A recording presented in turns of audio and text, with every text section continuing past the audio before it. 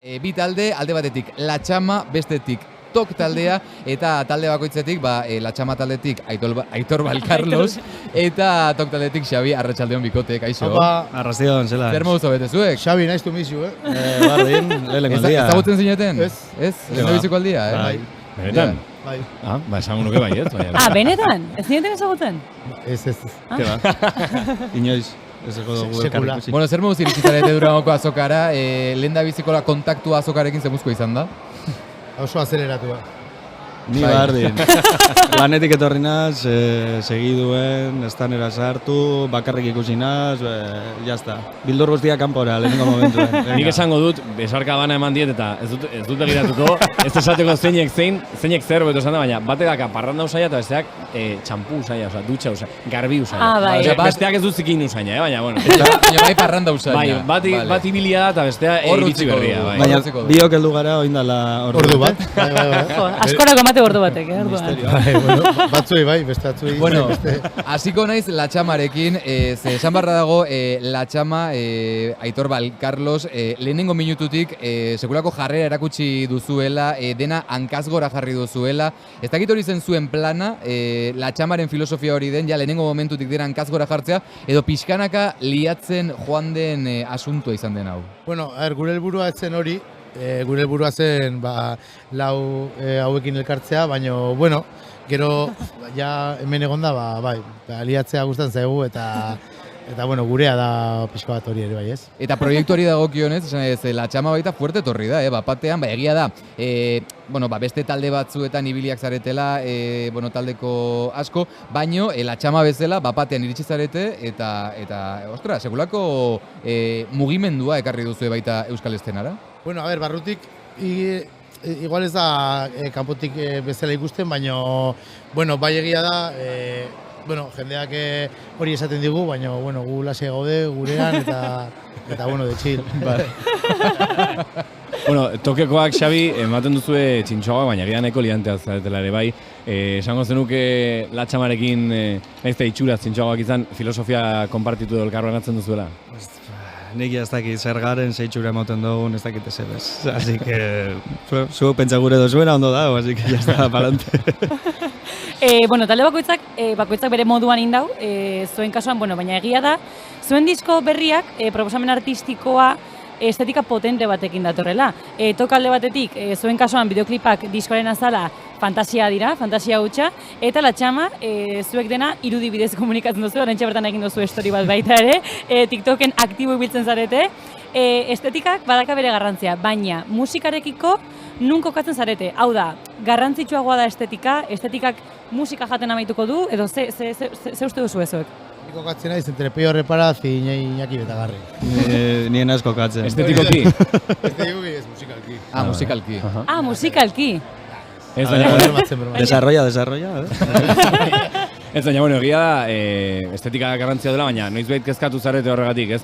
Ez dugu nahi estetika nahi beste indar galdu eta kantak deskuidatu, edo ez zaizu gertatu. Ez dakit, nik pentsatzen dut gure imaginarioa sortu dabe, bere Maria Muriadasek, Simonek eta Alex bere horribili da lanean, eta jaldu da momentu bat oso ligata dekogula gure imaginarioa eurekaz, eta ez da de puta madre guk ez pentsatea zer berez, eta eureri iztea gure dabena egitea, bidaltzea eurek egiten dabena, gero apur bat kritika, pelea, eta urtetea zuek ikusten duzuenak. Espero dugu ez jatea eurek egiten dugun musika. Aitor, zuago behatzen zara TikTokarekin, batzutan esatuzu hainbeste eduki elkarbanatu behar dut, eta ez dit ematen bizitzak. Edo nahiagoko nuke tromboia edo trompeta jo. Gu generalean dena egiten dugu improvisatzen. Osea, bai, musika egin dugu, baina kontenido eta hori, vamos improvisando y pa'lante. Ez dugu asko pentsatzen. Kalderatzen da, ez? Bai, ez dakit, zuk esango duzu. Bai. Esan dizut, zaratea egiten ari zaretela, eta guretzako, mugimendu nahiko interesgarri bat izan dela baita zuen proiektua. Hala da, ondo, baina, guk ez dugu asko pentsatzen horretan, gurera goaz, eta...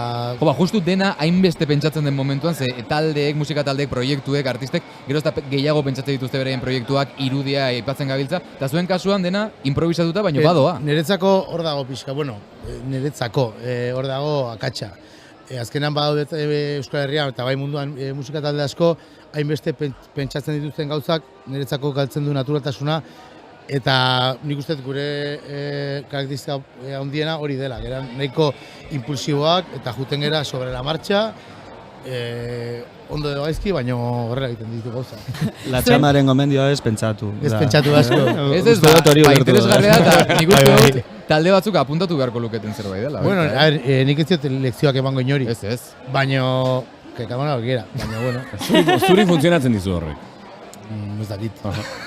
Hemen zaude. Hemen nago, eta bustutzen naiz. Eta zuei adibidez, Latxaman korrido tumbadoak, bueno, gauza nahiko berri bezala ezagutu ditu munduak, orain, Peso Pluma, Natanael Cano bezalako artisten eskutik, baina egia da, movida mexikarrarekin aspaldiktik ez daudetela zuek konektatuak. Euskal Herria oroar, esango zenuke, bueno, zergatik dago Euskal Herria inkonektatua korrido hauetara, korrido mexikano hauetara? Aldizut esan, adibidez, Nafarroan korridoak egunerokotasunan daudela, ez dakit zergatik, baina... Baina egia da Euskal Herrian beti egon dela baita rancherak eta horrelako doinuak beti oso presente egon direla historikoki, hemen Euskal Herrian. Bai, nik jaio nintzen behintzat, bai, de hecho, a ver, joder, nidakaten afizioa musika mexikarrarekiko nire amak akutsi zidan, joder, Los Tigres del Norte txikitatik entzuten dut ama jartzen zidan musika hori, bueno, hori. Joango da Latxama noiz behit Mexikora, esan dut. Paradoja hori emango da noiz behit. Ez dut uste. Turismo laboral o apropiación cultural, hori da. Edo bi gauzak. Batea, bueno.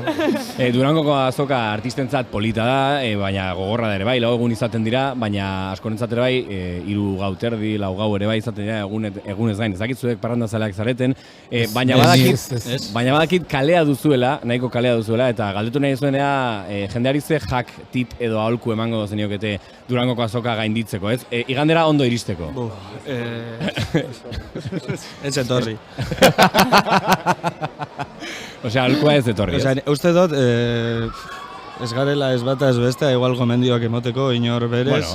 Eta paraldan gutxio. Guk galdetu dizuegu. Osea, domekara ondo heldu gure badozue, ez inkasurik guk esaten dugunari, ez gurutzatu gugaz eta gitxi hau ez batu gugaz. Jazta hori gomendio bat. Baina diskak erosi, Bai, igandean egongo zarete estandean ere bai. Ez, gu ez. Jai hartu dugu. Gure estanean dau negoziazio bat, domeka goizeko turnoa noke egingo deuen. Turnoka doa, igandekoa.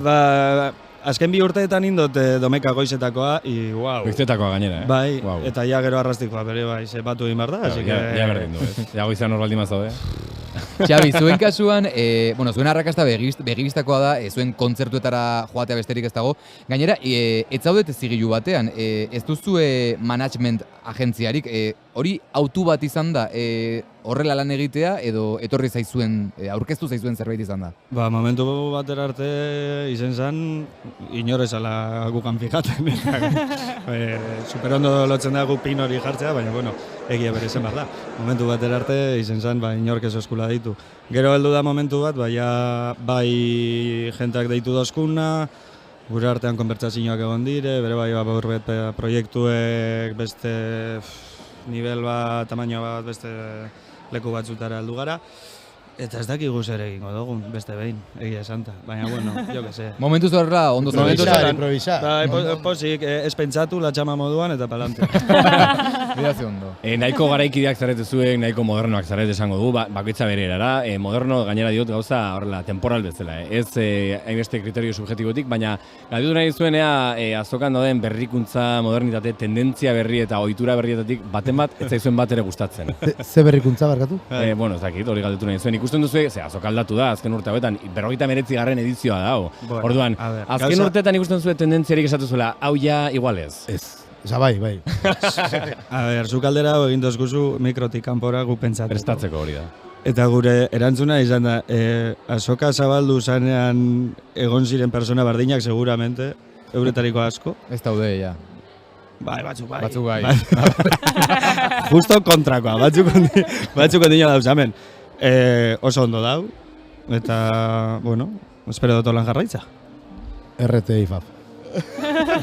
Bueno, hementxe gurekin La Txama taldeko Aitor eta Tok taldeko Xabi. Bueno, La Txama dabil, La Txama diskoa aurkezten Durangoko azokan. Hori da. Eta Tok taldea dabil, jaioak hiltea zor lana aurkezten. Zorterik onena zuen lanekin. Eskerrik asko. Disfrutatu baita eta animo egun hauetan hemen Durangon. Eskerrik asko. Eskerrik asko zuei hemen egoteagatik. Venga.